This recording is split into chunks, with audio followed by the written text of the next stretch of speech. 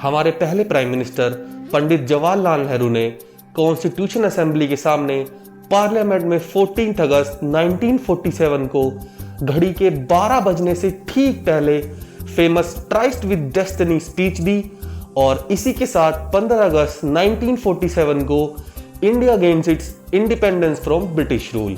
15 अगस्त 1947 के बाद इंडिया की जर्नी इंप्रेसिव ग्रोथ स्टोरी का एक बड़ा एग्जाम्पल बन गई है।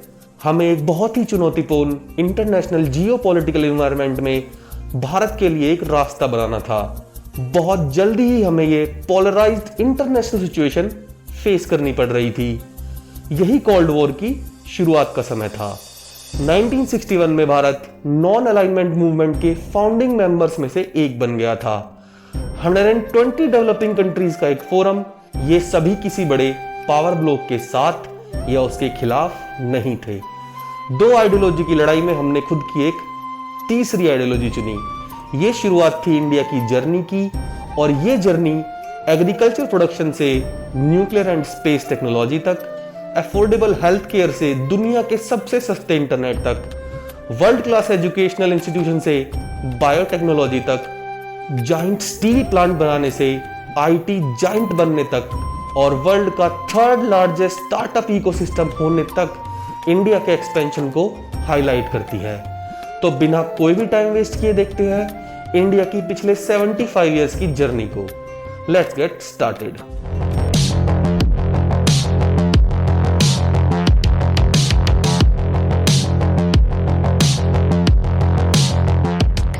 इन 75 साल में इंडिया बना नॉमिनल जीडीपी के हिसाब से दुनिया की 5वीं सबसे बड़ी अर्थव्यवस्था।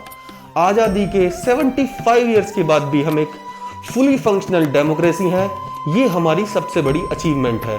हम दुनिया का इकलौता देश है जहां आजादी के तुरंत बाद इलेक्शंस हुए और इंडिया के हर एडल्ट को वोटिंग राइट्स मिले। सरप्राइजिंगली वर्ल्ड की स्ट्रॉन्गेस्ट डेमोक्रेसी अमेरिका में वोटिंग राइट्स आजादी के 150 इयर्स बाद दिए गए। और अगर आपको ये वीडियो इंटरेस्टिंग लग रही है तो इसे लाइक करें, अपने दोस्तों के साथ शेयर करें और ऐसी ही इंटरेस्टिंग वीडियोस के लिए हमारे चैनल को सब्सक्राइब करें। आगे बढ़ते हुए हम बात करते हैं इंडिया के लिटरेसी रेट की, जो 1951 में 12.2% था। वो 2022 आते आते बढ़कर 77.7% हो गया। 1947 में भारत में केवल 19 यूनिवर्सिटी और 400 कॉलेजेस थे, लेकिन स्वतंत्रता के बाद भारत ने एजुकेशनल इंस्टीट्यूट्स के विकास में शानदार ग्रोथ की।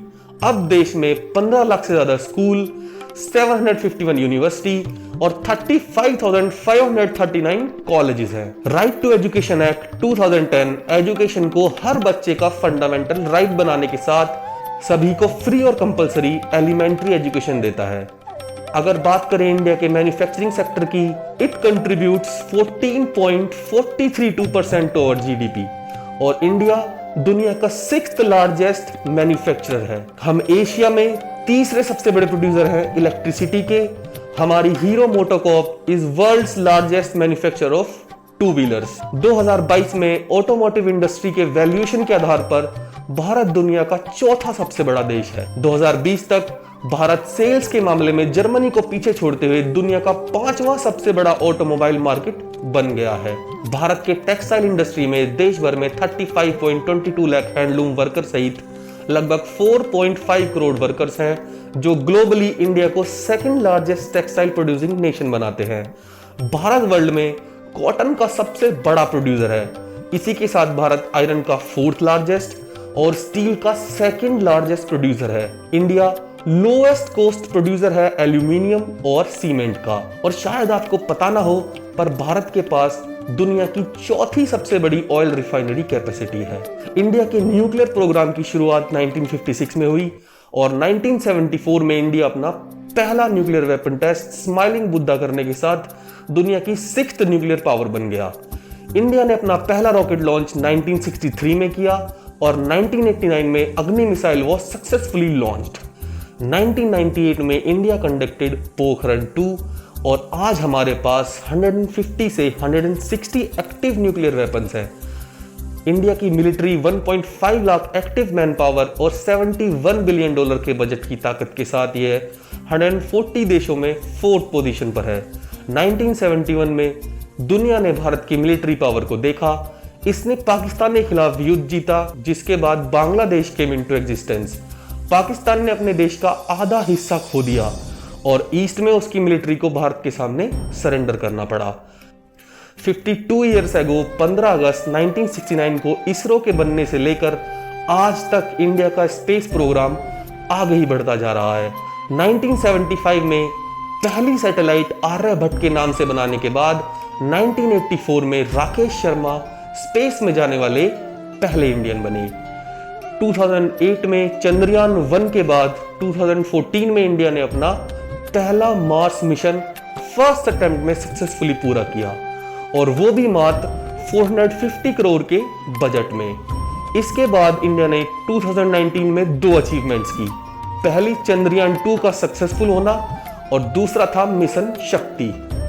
यह इसरो के सबसे इंपॉर्टेंट मिशंस में से एक है। इस मिशन के साथ भारत अपनी एंटी सैटेलाइट कैपेबिलिटीज दिखाकर अमेरिका, चाइना और रशिया जैसे देशों की तरह स्पेस फियरिंग नेशन बना। एंटी सैटेलाइट हथियार वो स्पेस हथियार हैं जिन्हें टैक्टिकल और ऑपरेशनल कारणों से सैटेलाइट्स को डिसेबल या डिस्ट्रॉय करने के लिए डिजाइन किया गया है। इंडिया की 2 और बड़ी अचीवमेंट्स हैं स्पेस टेक्नोलॉजी के मामले में PSLV यानी पोलर सैटेलाइट लॉन्च व्हीकल और GSLV यानी जियो सिंक्रोनस सैटेलाइट लॉन्च व्हीकल। ये पूरी दुनिया के one of the most reliable launch vehicles हैं और दुनिया के बहुत से देश अपने सैटेलाइट्स को लॉन्च करने के लिए इनका यूज करते हैं। पिछले 75 ईयर्स में इंडिया के हेल्थ केयर सिस्टम की कुछ इंपॉर्टेंट अचीवमेंट्स पर एक नजर डालें तो आप देखेंगे कि 1947 में एक एवरेज इंडियन की लाइफ एक्सपेक्टेंसी लगभग 32 ईयर्स थी और 2022 में ये बढ़कर 70.2 ईयर हो गई है। पिछले 75 ईयर्स में लाइफ एक्सपेक्टेंसी में 100% से भी ज्यादा इंप्रूवमेंट रही है। United Nations world population perspective बताता है कि average global life expectancy 72.98 years है। पोलियो में भारत की सफलता की दुनिया भर में सराहना हो रही है। 1990 के दशक की शुरुआत तक भारत पोलियो में हाइपर एंडेमिक था, जिसमें औसतन 500 से 1000 बच्चे प्रतिदिन पैरालाइज हो रहे थे।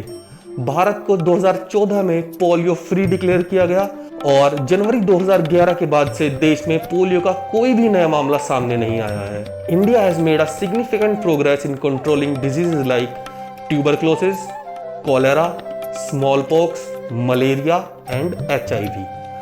According to United Nations projections, 2022 में इंडिया का current infant mortality rate 27.69 deaths पर 1000 लाइव बर्थ्स है, जबकि 1951 में ये 145.6 पर 1000 लाइव बर्थ्स था।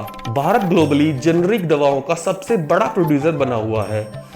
Indian pharma sector different vaccines की ग्लोबल डिमांड का 50%, अमेरिका में जेनरिक डिमांड का 40% और यूके में सभी दवाओं को 25% सप्लाई करता है। ग्लोबली भारत वॉल्यूम के हिसाब से फार्मास्यूटिकल प्रोडक्शन के मामले में 3rd पोजीशन पर है। 2018 में एक सेंट्रली स्पॉन्सर्ड आयुष्मान भारत प्रधानमंत्री जन आरोग्य योजना लॉन्च की गई, जो दुनिया में सबसे बड़ी government funded health insurance scheme है। और यही नहीं, 1950 में 28 के कंपैरिजन में अब इंडिया में 612 मेडिकल कॉलेजेस हैं। 1960 में हुए ग्रीन रेवोल्यूशन और 1970 में हुए व्हाइट रेवोल्यूशन ने इंश्योर किया कि इंडिया एक फूड सफिशिएंट कंट्री बने, और हमारे देश के किसानों और एग्रीकल्चर साइंटिस्ट के एफर्ट्स का ही नतीजा है कि आज हम एक फूड सरप्लस नेशन है, यानी हम जितनी हमारे देश को आवश्यकता है उससे ज्यादा प्रोडक्शन करते हैं। सीरियल्स, ग्रेन्स, पल्सेस, मिल्क और शुगर ऐसी कमोडिटीज हैं जिनमें इंडिया वर्ल्ड के टॉप 5 प्रोड्यूसर्स में आता है। मिड डे मील अपनी तरह की ग्लोबली सबसे बड़ी स्कीम है, जहां लगभग 12 करोड़ बच्चों को डेली खाना दिया जाता है।